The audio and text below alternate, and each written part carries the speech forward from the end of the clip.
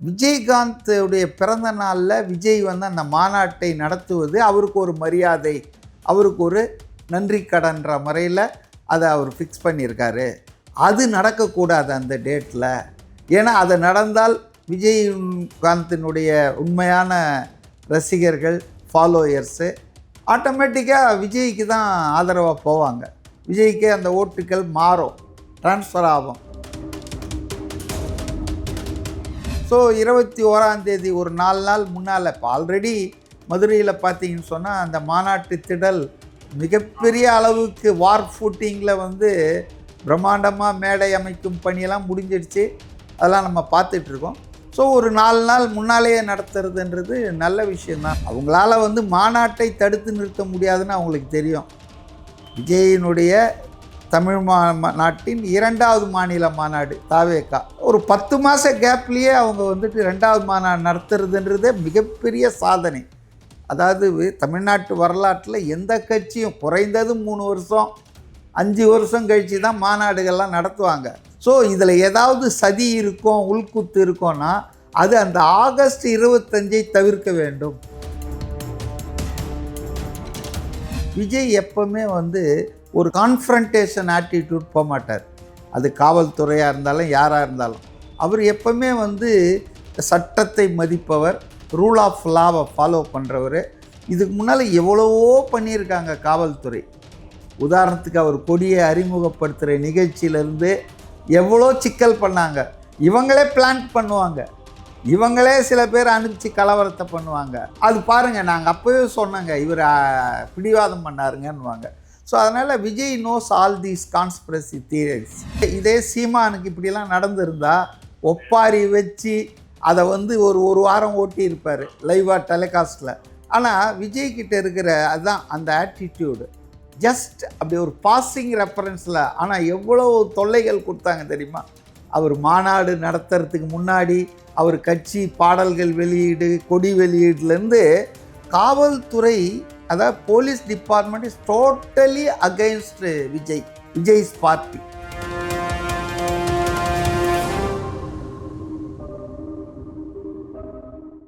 வணக்கம், இது second floor Tamil.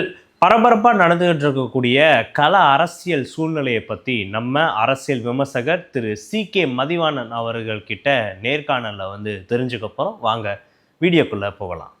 Sir வணக்கம். சார் வணக்கம் சார். ரொம்பவே இந்த மாதம் ஆகஸ்ட் 25 பரபரப்பாக வந்து நடக்க வந்து இருந்த மதுரை தாவேகாவோட மாநாடு ஆகஸ்ட் 21 வந்து ப்ரீபோன் பண்ணுறதா ஒரு பிளான் வந்து இருந்திருக்கு. இதுக்கு பின்னணியில் வேறு ஏதாவது அழுத்தம் வந்து கொடுக்கப்பட்டிருக்குமா அப்படின்ட்டு ஒரு கேள்வி வந்து எழுது சார். இல்லை, அது நம்ம இப்போ ஒன்றும் கற்பனையாக சொல்ல முடியாது. நேராக நம்ம எதையும் பார்க்கல, எதுவும் கேள்விப்படல. ஆனால் காவல்துறை என்பது எப்போவுமே தமிழ்நாட்டில் ஆளுங்கட்சிகளுக்கு ஆதரவாகவும் ஆளுங்கட்சி எதிர்கட்சிகளுக்கு வந்து எதிராகவும் தொந்தரவு கொடுக்குற மாதிரி, தடையை உருவாக்குற மாதிரி தான் செயல்படுவாங்க. இது விஜய்னு இல்லை, எல்லா எதிர்கட்சிகளுக்குமே இதுதான் நிலைமை காவல்துறையை பொறுத்தவரையில். இப்போ மதுரையில் கூட இந்த மாநாடு வந்து ஒரு ஆகஸ்ட் 25 திட்டமிட்டதற்கு காரணம் அந்த டேட் வந்து ஒரு சிம்பாலிக்காக இருக்குது. அதாவது கேப்டன் விஜயகாந்தினுடைய பிறந்த நாள், அது இல்லாமல் திரு விஜய் அவர்களுடைய வெள்ளி விழா திருமண நாள் அப்படின்றதால தான் அந்த டேட்டை ஃபிக்ஸ் பண்ணாங்க. பீயிங் ஏ ஒர்க்கிங் டே. நார்மலாக வந்து ஹாலிடே சண்டேயில் தான் வந்து ப்ரிஃபர் பண்ணுவாங்க. பட் அந்த டேட்டை சூஸ் பண்ணதுக்கு ஒர்க்கிங் டேவாக இருந்தாலும் காரணம் என்ன தான். பட் இன்றைக்கி அதில் தான் எனக்கு ஒரு சந்தேகம். அதாவது அந்த டேட்டில் அந்த மாநாடு நடந்தால் மேபி ட்ரூ ஆர் நாட், இது என்னுடைய அசம்ஷன். அதுவும் எப்போன்னா பிரேமலதா விஜயகாந்த் வந்து MK ஸ்டாலின் அவர்களை போய் அவர் வீட்டில் நலம் விசாரிச்சுட்டு வந்து, அதுக்குள்ளே அரசியல் நிறைய இருக்குது, நம்ம பின்னால் பேசுவோம். அதுக்கப்புறம் வந்த டெவலப்மெண்ட்டு தான் இந்த prime minister visit, Vinayagar Chaturthi, இதெல்லாம். ஆக என்னுடைய சந்தேகம் இதில் ஏதாவது உள்குத்து உள்ளடி இருக்கும்னு நான் சொல்ல. இருக்கும்னா என்னுடைய அசம்ஷன் என்னென்னா, விஜயகாந்துடைய பிறந்த நாளில் விஜய் வந்து அந்த மாநாட்டை நடத்துவது அவருக்கு ஒரு மரியாதை, அவருக்கு ஒரு நன்றி கடன்ற முறையில் அதை அவர் ஃபிக்ஸ் பண்ணியிருக்காரு.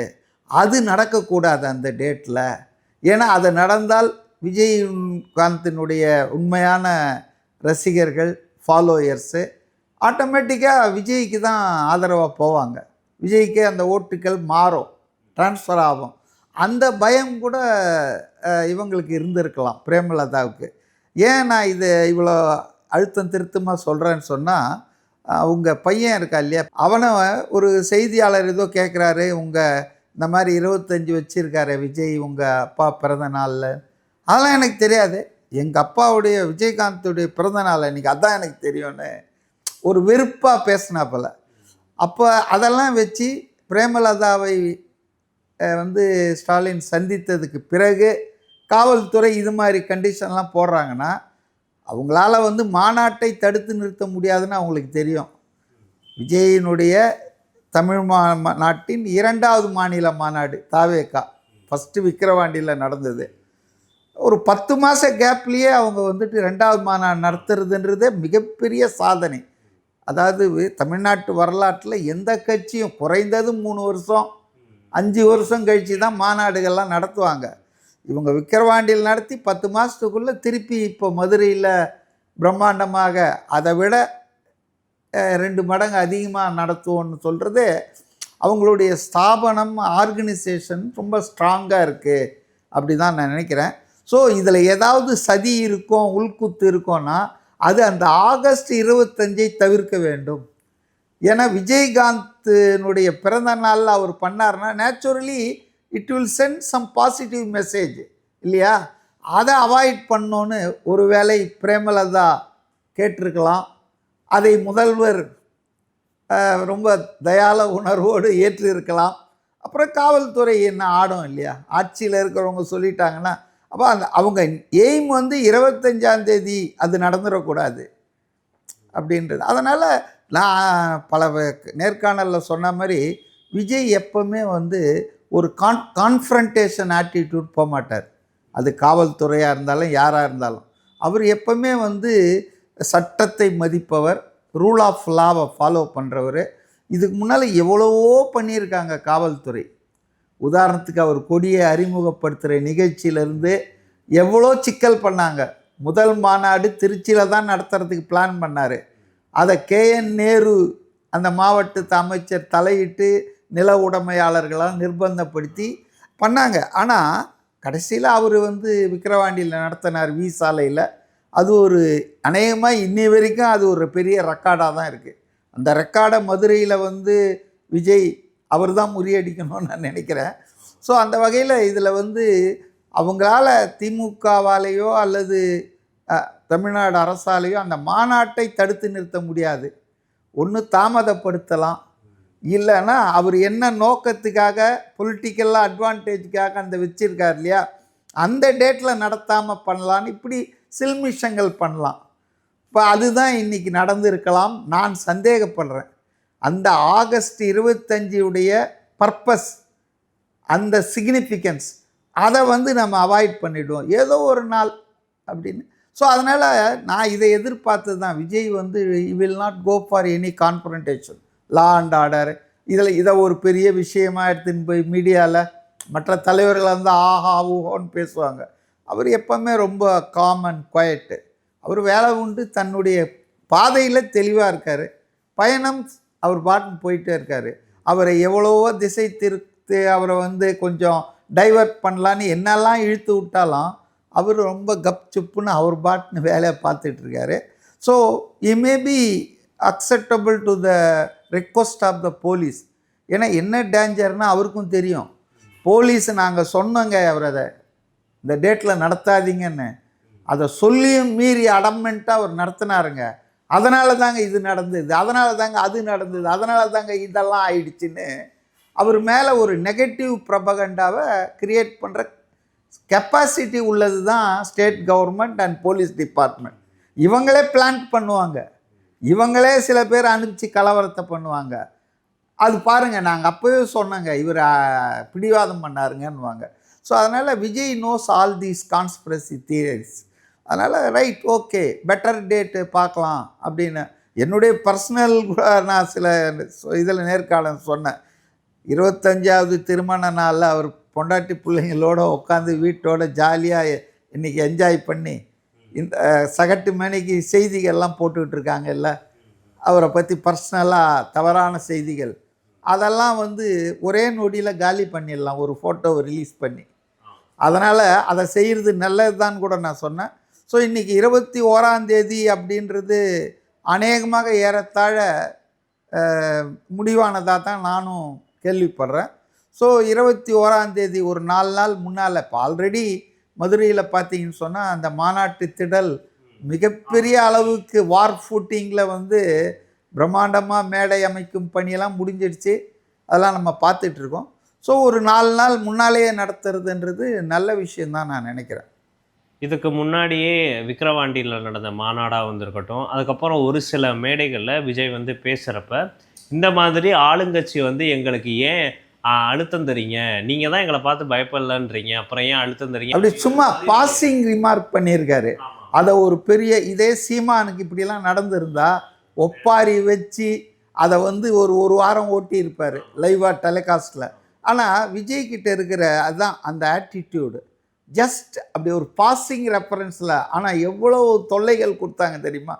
அவர் மாநாடு நடத்துறதுக்கு முன்னாடி அவர் கட்சி பாடல்கள் வெளியீடு, கொடி வெளியீடுலேருந்து காவல்துறை, அதாவது police department is totally against Vijay's party.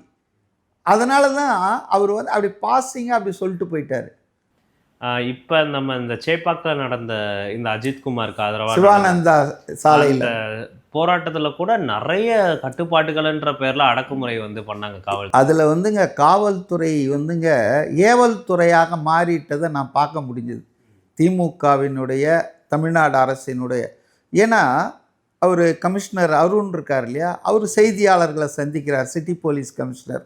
அவர் கூலாக சொல்கிறாரு, அவங்க எங்ககிட்ட பர்மிஷனே கேட்கலைங்க, நேரடியாக அவங்க கோர்ட்டுக்கு போயிட்டாங்கன்றார். எவ்வளோ பச்சை பொய்யை வந்து ஒரு பொறுப்புள்ள மாநகர காவல் ஆணையர் வந்து கூச்சமே இல்லாமல் ஒரு நாளைக்கு இதெல்லாம் நமக்கு வெளியே போனால் அரசாங்கம் நம்ம மேலே நடவடிக்கை எடுக்குமே அப்படிலாம் எவனுக்குமே கவலை இல்லைங்க இந்த ஆட்சியில். எந்த அதிகாரி கீழகிற எஸ்ஐலேருந்து இன்ஸ்பெக்டர்லேருந்து எவனுக்குமே இந்த ஆட்சி மேலே வந்து பயம் இல்லை, அச்சம் இல்லை, ஒரு நடவடிக்கை வருமே அந்த மாதிரிலாம் ஒன்றும் கிடையாது. ஸோ இன்றைக்கி பார்த்தீங்கன்னா அவர் சொல்கிறாரு, கோர்ட் எப்படிங்க ஒத்துக்கும்? முதல்ல போய் ப்ராப்பர் சேனலில் அப்ளை பண்ணிவிட்டு அங்கே ஏதாவதுன்னா அப்புறம் நீ கோர்ட்டுக்கு வந்தால் எல்லா கேஸையும் கோர்ட்டு சொல்லும். எடுத்தவொன்னே கோர்ட்டில் அனுமதிச்சிக்க மாட்டாங்க.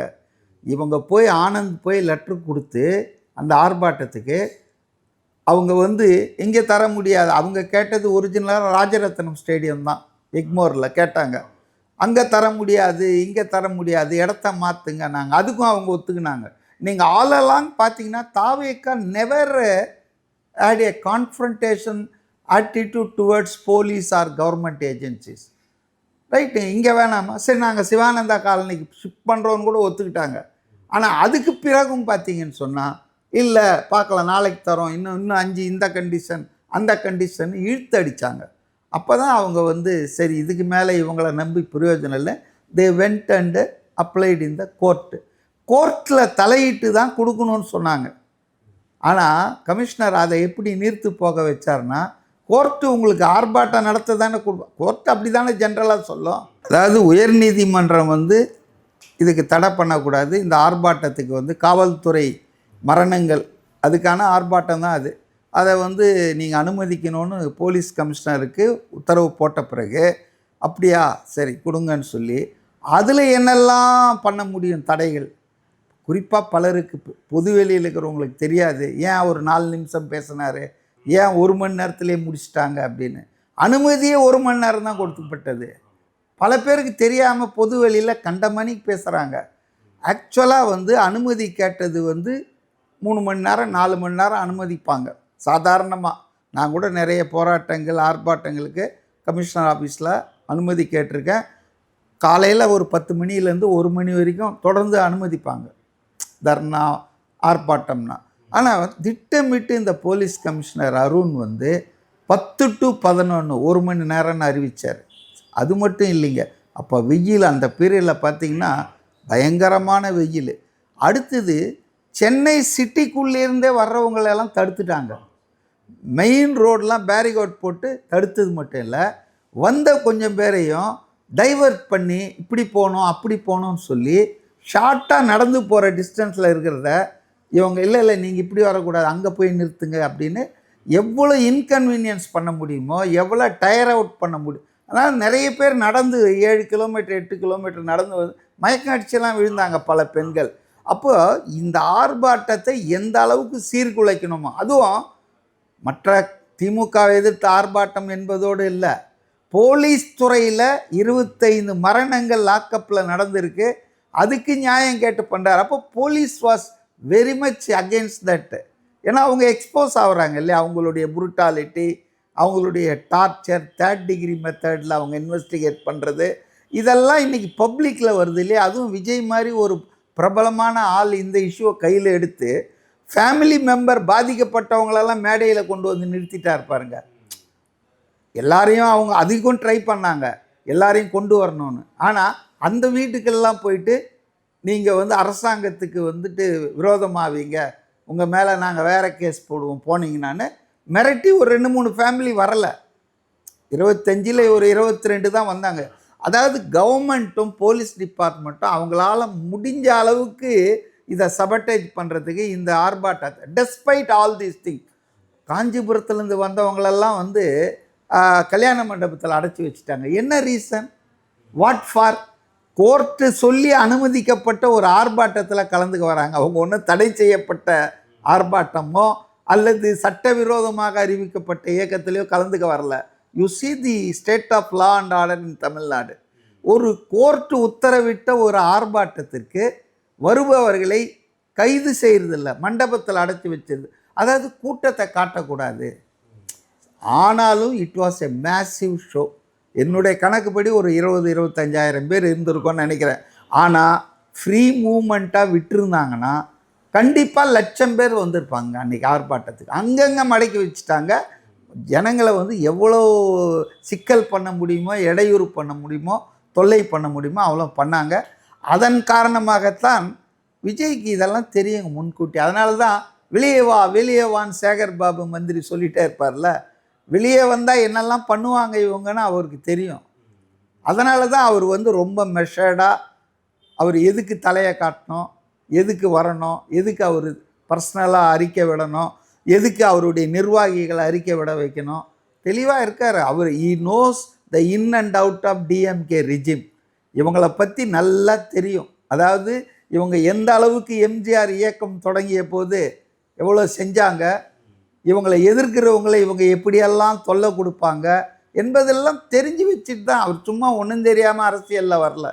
ஒரு 10-15 வருஷம் ஸ்டடி பண்ணி மக்கள் இயக்கமாக கன்வெர்ட் பண்ணி ரசிகர் மன்றத்தை அதில் நல்லா கெயின் பண்ணி ட்ரைனிங் கொடுத்து, இப்போ சொல்லப்போனால் இந்தியாவில் தமிழ்நாட்டில் 68,000 சொச்சம் பூத்துகள் இருக்குதுன்னு வச்சிங்களேன்.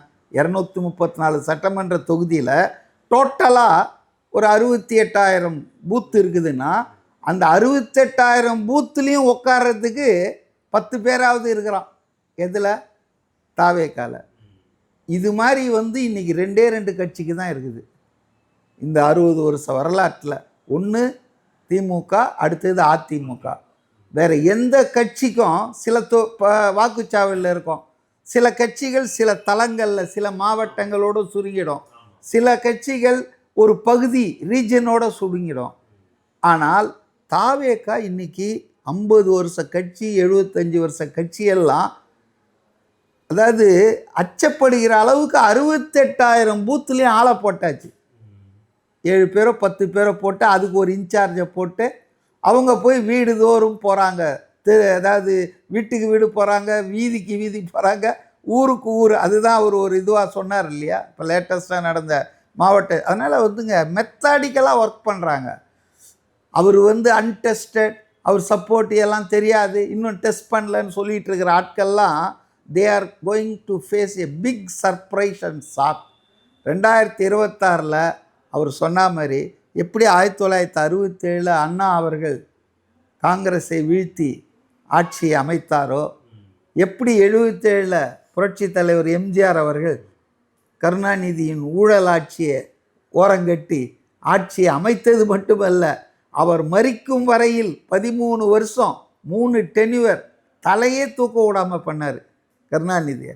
அது போன்ற ஒரு மக்கள் எழுச்சி, அது போன்ற ஒரு பேராதரவு விஜய்க்கு, தாவேகாவுக்கு 2026 காத்திருக்கிறது, கிடைக்கும். அப்போ தான் இவங்கெல்லாம் ஆஹா என்னடா நம்ம வந்து தப்பு கணக்கு போட்டோம்னு. அவங்களுக்கு கிரவுண்ட் ரியாலிட்டியே தெரியல. பக்கத்தில் இருக்கிற ஐஏஎஸ் அதிகாரிகள், பக்கத்தில் இருக்கிற உயர் அதிகாரிகள், மாதம் மும்மாரி பொழிகிறது, தமிழ்நாடு நல்லா இருக்குது, எல்லாம் சுபிட்சமாக இருக்காங்க அப்படின்னா இவர் அதை கேட்டுட்டு முதல்வர் போயிட்டுருக்காரு. அவங்க கட்சிக்காரங்களே உண்மையான தகவலை சொல்கிறதில்ல. ஆனால் இப்போ தான் இந்த உளவுத்துறை அறிக்கை, லேட்டஸ்ட்டு ஒப்பீனியன் போல்லாம் வந்தோன்னு கொஞ்சம் முழிச்சுக்கிட்டு வரலாற்றிலே இல்லாத மாதிரி ஒரு வருஷத்துக்கு முன்னாலே தேர்தல் பிரச்சாரத்தை ஆரம்பிச்சிட்டாங்க. திமுகன்னு மட்டும் இல்லை, எல்லா கட்சிக்குமே இன்றைக்கி அச்சம் வந்துடுச்சுங்க. திமுக அதிகமாக அச்சம். ஏன்னா அவங்க ஆட்சியில் இருக்காங்க, அதிகாரத்தில் இருக்காங்க. இப்போ அதிகாரத்தில் இருக்கிறவனுக்கு அதிகாரம் போகிற வழி அதுதான் ரொம்ப அதிகம் இல்லையா? அதனால் எடப்பாடியும் அவர் ஆரம்பிச்சிட்டார் ஒரு பக்கம் அவருடைய பயணத்தை. உண்மை இல்லை, அன்புமணி ஆரம்பிச்சிருக்கார். அப்பாவோட சண்டை போட்டு கட்சியே ரெண்டாக இருக்குது. அவர் ஒரு பாத யாத்திரைன்ட்டு அவரு ஒன்று. இந்த பக்கம் பிரேமலதா இப்போ ஆரம்பிச்சிட்டாங்க. அவங்களுக்கெல்லாம் 2% ஓட்டு இருக்குமா, 1% ஓட்டு இருக்குமான்னு தெரியாது. இப்போ சின்ன கட்சி, பெரிய கட்சி, ஆளுங்கட்சி, எதிர்கட்சின்னு எல்லா கட்சியும் தமிழ்நாட்டின் வரலாற்றில் முதல் முறையாக சட்டமன்ற தேர்தலுக்கு 12 மாதம் 10 மாதத்துக்கு முன்னாலே பிரச்சாரத்தை ஆரம்பிச்சிருக்காங்கன்னா அதுக்கு ரூட் காஸ், முக்கிய காரணம் திரு விஜய் அவர் தூக்கி இருக்கிற தாவேகா, அது கொடுத்துருக்கிற பேர் அதிர்ச்சி தாங்க. அதில் ஒன்றும் சந்தேகமே கிடையாது.